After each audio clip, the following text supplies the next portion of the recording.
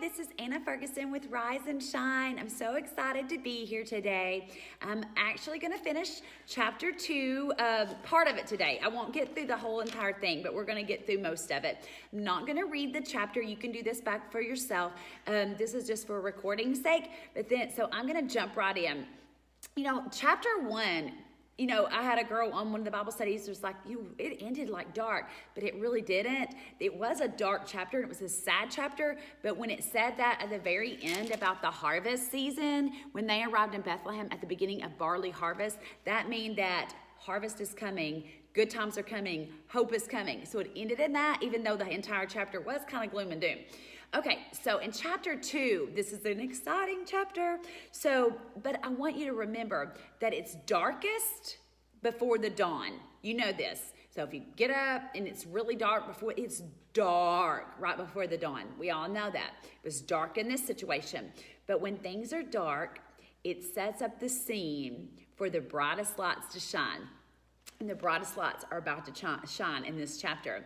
So in the last chapter, it was dark for Ruth and Naomi. Remember this, they were going through a lot of heartache and a lot of stress and not even knowing what was going to happen to them.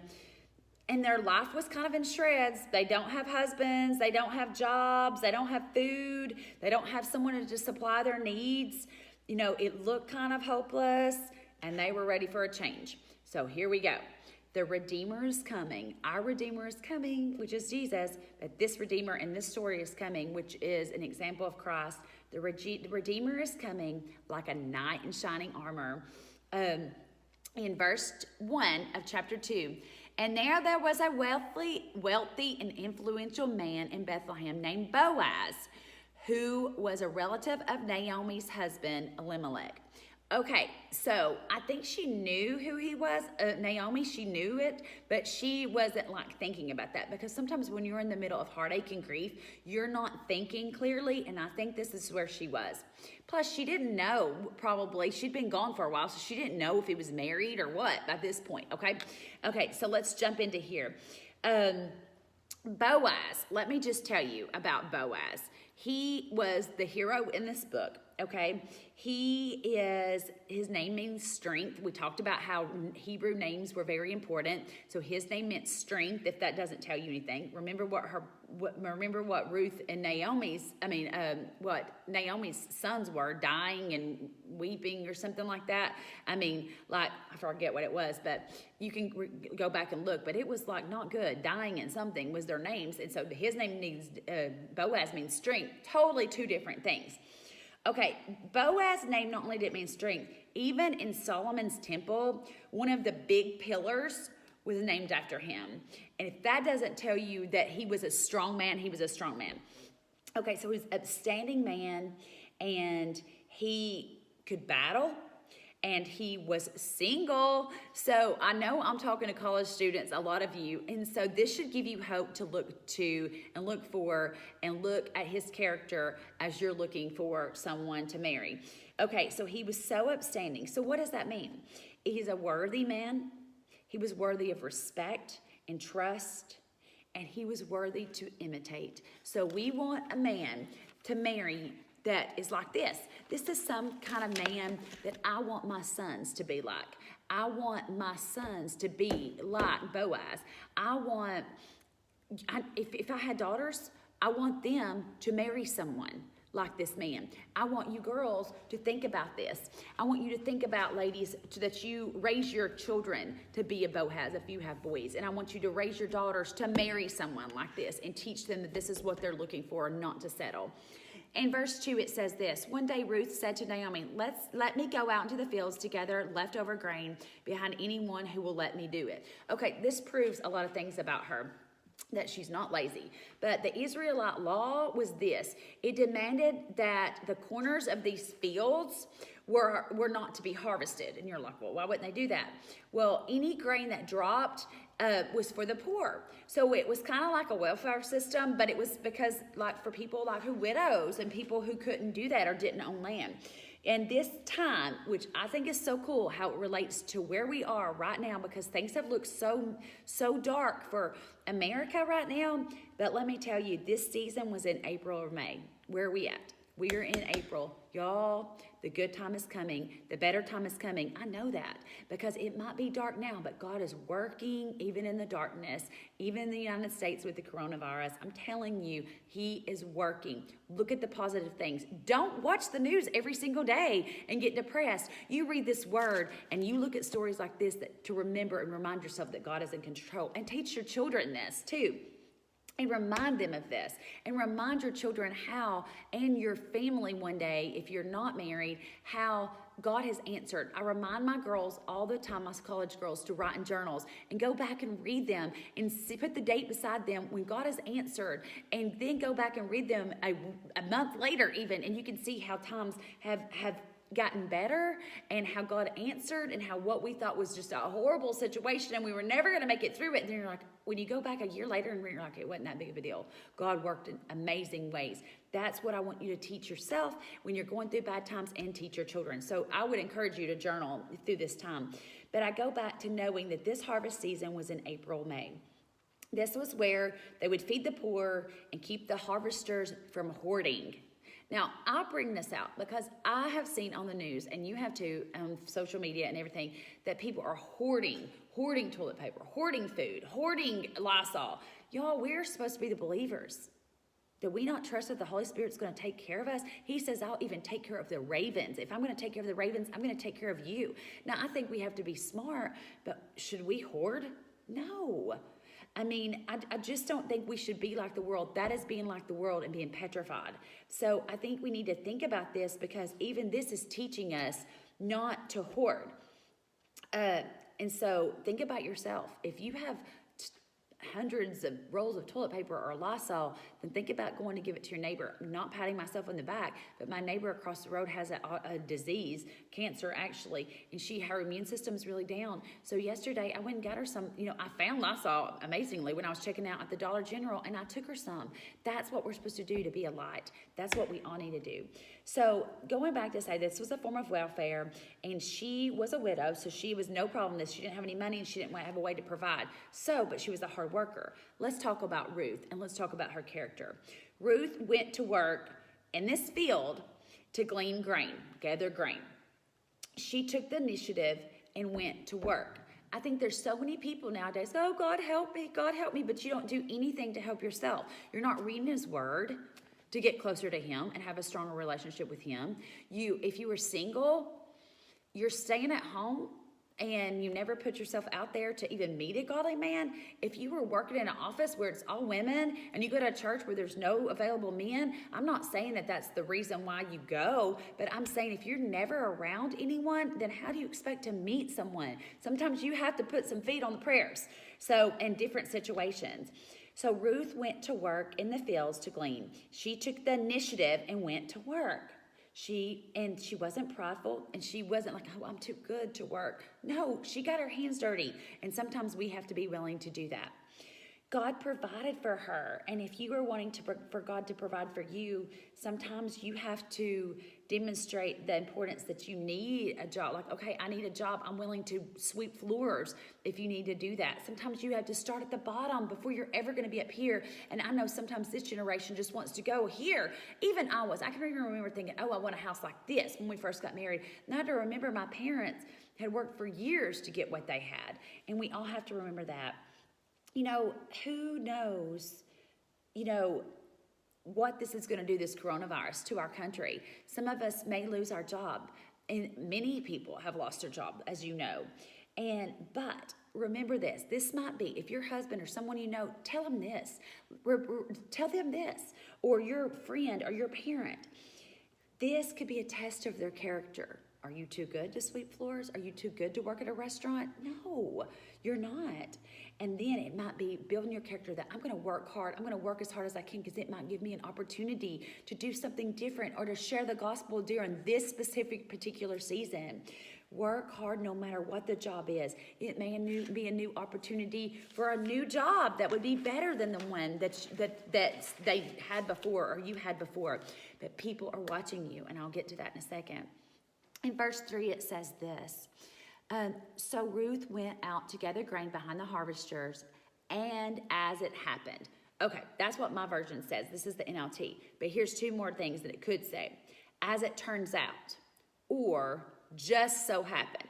Now, this was actually Hebrew humor, because I don't believe that anything's coincidence or something just happened. God is always in control. I don't believe that you just meet this person or this person just comes in contact with you. It's not like that. God's in control of every little detail, and that is exciting. And it should be exciting to you single ladies who are like, oh, I'm never going to have my Boaz.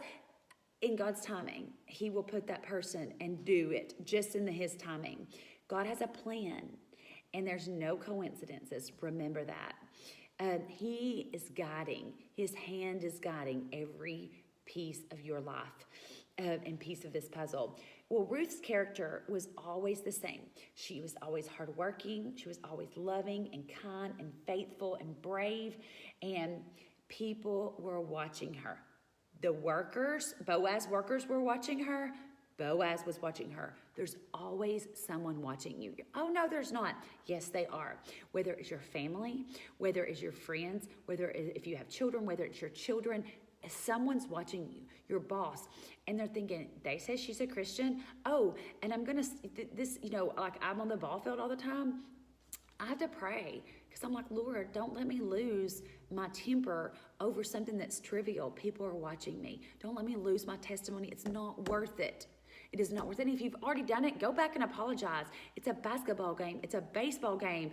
It is a whatever. It's a job that God is using as your mission field. Be a lot, be hardworking like Ruth was.